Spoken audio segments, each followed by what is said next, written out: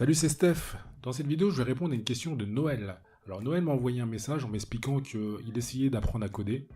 Et donc parfois, il arrivait à coder 10 heures par jour sans aucun problème. Et puis parfois, il pouvait passer des jours et des jours sans coder. Et il voulait me demander combien de temps minimum il devrait coder par jour pour essayer d'atteindre son objectif. Alors Noël, déjà, merci pour ta question. Je vais te répondre. Pour moi, faut vraiment essayer de bosser au moins 1 heure par jour.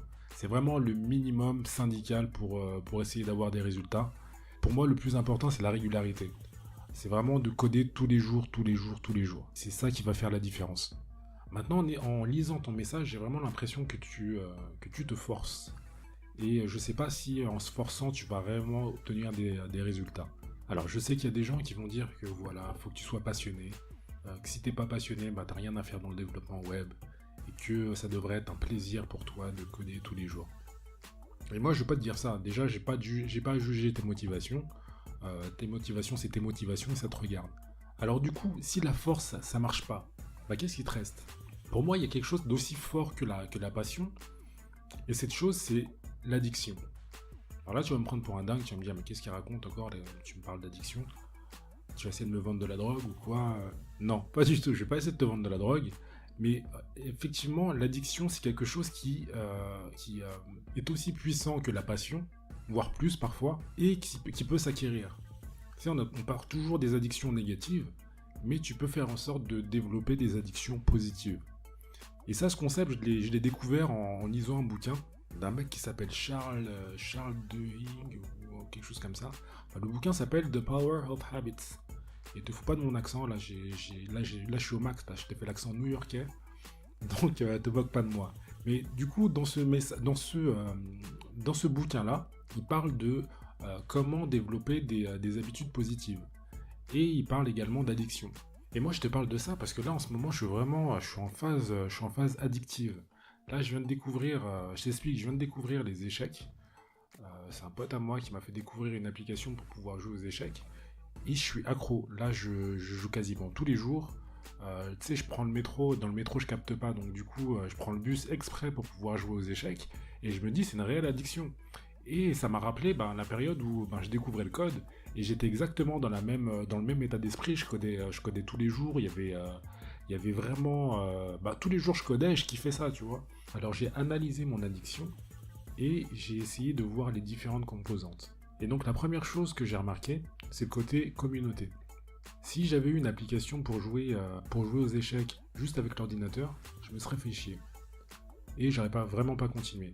Par contre là, avec cette application-là, je peux jouer avec vraiment plein de gens. Des gens à travers le monde, des gens de tous les pays. Et ça, ce côté communauté, c'est très très fort. Parce que tu joues avec des humains. Et il y a aussi le fait qu'il y a 2 amis à moi qui jouent aux échecs, qui utilisent la même application. Donc de temps en temps, je peux jouer avec eux. Et de les voir progresser, ça me met un petit peu le feu au cul, tu vois, quand je vois que moi je suis un peu derrière et qu'ils ont progressé, ils ont pris des points, moi de mon côté j'ai envie de progresser aussi. Et je trouve que c'est une des composantes de l'addiction, c'est-à-dire d'avoir des amis qui sont dedans. Alors comment tu peux appliquer ça au code? Déjà essayer de trouver des communautés à côté de toi, des gens qui essayent d'apprendre à coder. Donc tu as des groupes Facebook pour ça. Tu as aussi le groupe du Free Code Camp où tu as pas mal de gens qui essaient d'apprendre aussi à coder. Et tu peux être moteur toi aussi. Tu peux aussi essayer de créer des communautés dans la ville où tu es par le biais de groupes Facebook ou de groupes Meetup. J'en ai déjà parlé dans une autre vidéo, mais il y a un site qui s'appelle meetup.com où tu peux organiser des rencontres.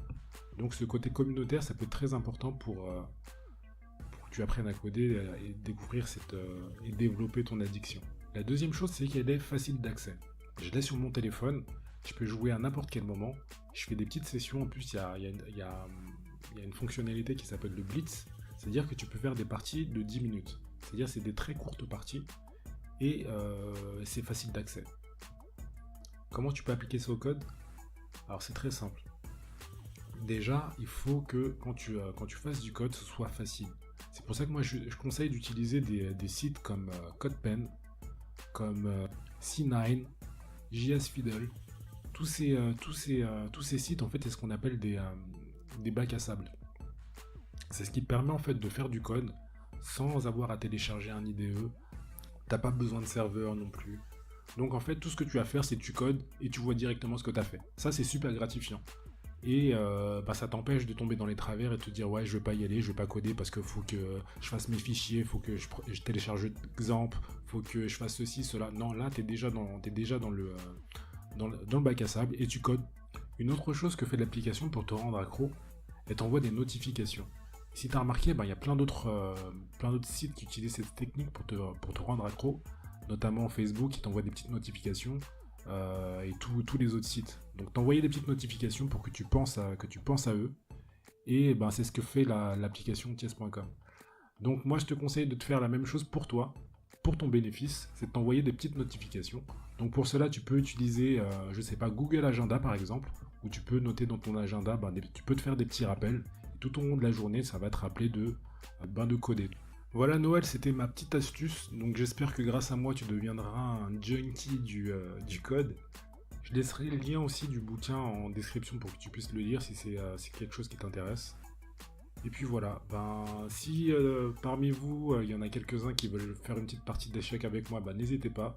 Mon pseudo sur chess.com c'est StephenChess, avec 2 L à la fin.